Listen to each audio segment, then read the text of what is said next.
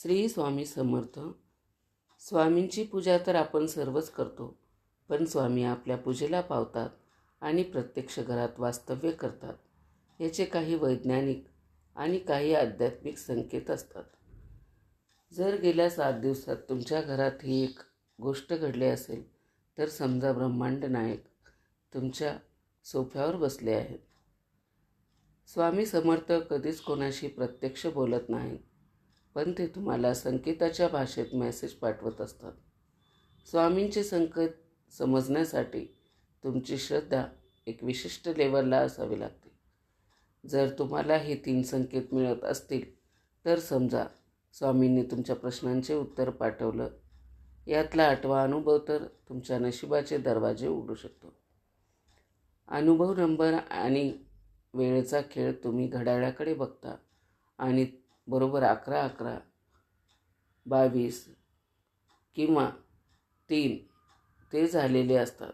किंवा बाहेर पडल्यावर तुम्हाला अशा गाड्या दिसतात ज्याचा नंबर 999, 555 किंवा 111 आहे. मैत्रिणींनो, हे योगायोग नाही. अंकशास्त्रात आणि अध्यात्मामध्ये याला डिवाईन सिग्नल म्हणतात. जेव्हा स्वामींना तुम्हाला सांगायचं असतं की मी तुझ्यासोबत आहे, तू योग्य मार्गावर आहेस, तेव्हा ते तुम्हाला अशा नंबरच्या रूपात दर्शन देतात. पुढच्या वेळी असा नंबर दिसला की फक्त डोळे मिटून स्वामींना धन्यवाद म्हणा. अनुभव दुसरा. जेव्हा स्वामी गंभीर आणि रागी वाटतात. कधीकधी आपण फोटोकडे बघता आणि आपल्याला स्वामींचा चेहरा खूप रागात असल्यासारखा वाटतो. भीती वाटते की आपल्याकडून काही चुकले का? तर हो, हा सुद्धा एक संकेतच आहे. जेव्हा तुमच्या हातून एखादी चूक घडणार असेल, तेव्हा तुम्ही अहंकाराने वागायला लागता, तेव्हा स्वामी रूप धारण करून तुम्हाला सावध करतात. हे त्यांचं तुमच्यावरचं प्रेम आहे. ते तुम्हाला चुकीच्या मार्गावरून ओढून काढण्याचा असा चेहरा धारण करतात. तिसरा अनुभव. जेव्हा स्वामी हसरे आणि प्रसन्न दिसतात. मैत्रिणींनो, जेव्हा तुम्ही देवघरात जाता आणि स्वामींचा चेहरा पाहता, तुमच्या मनातल्या सर्व ताण निघून जातो.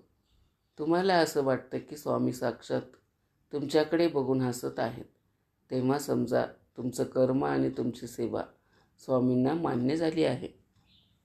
तुमच्या आयुष्यात लवकरच काहीतरी खूप चांगलं घडणार आहे.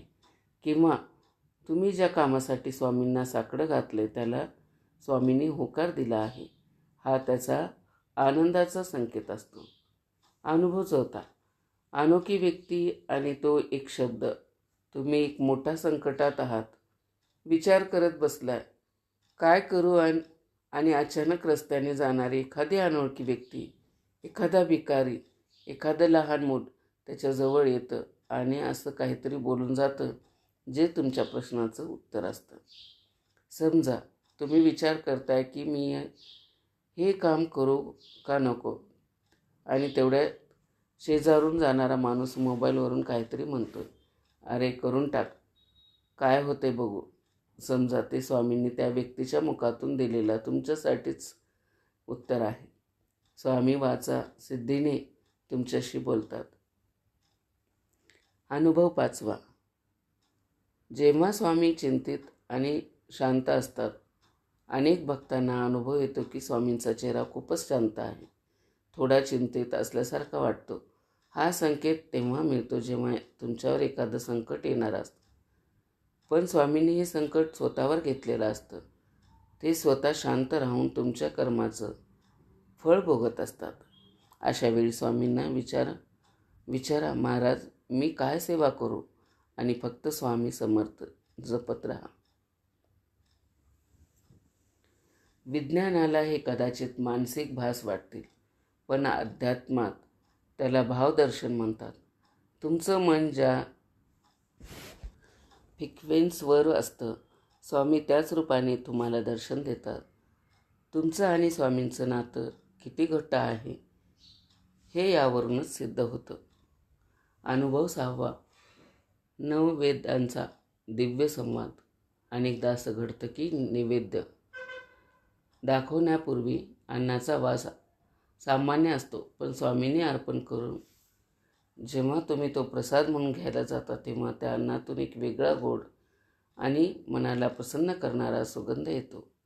जर तुम्हाला अन्नाचा असा सुगंध आला तर समजा स्वामीच्या केवळ दृष्टीपेक्षा त्या अन्नाच्या रूपांतर अमृतात झालं आहे. अनुभव 7वा. दिव्याच्या ज्योतीची हालचाल.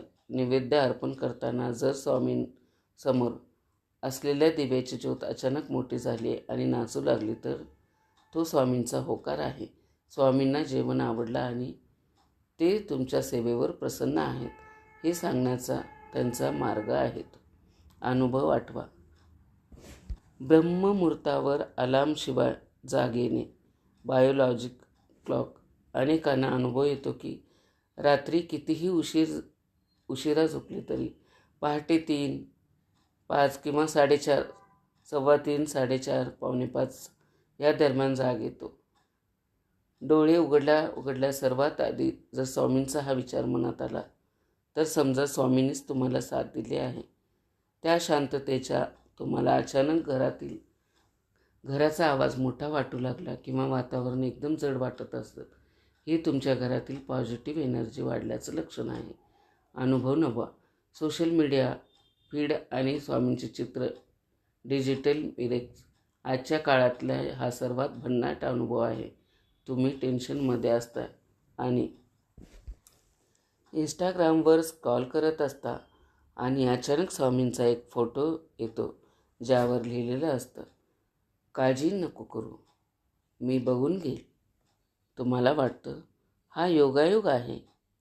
नाही, ज्या क्षणी तुम्हाला त्या शब्दाची गरज होती त्या क्षणी ते तुमच्यासमोर येणं ही स्वामींची डिजिटल उपस्थिती आहे.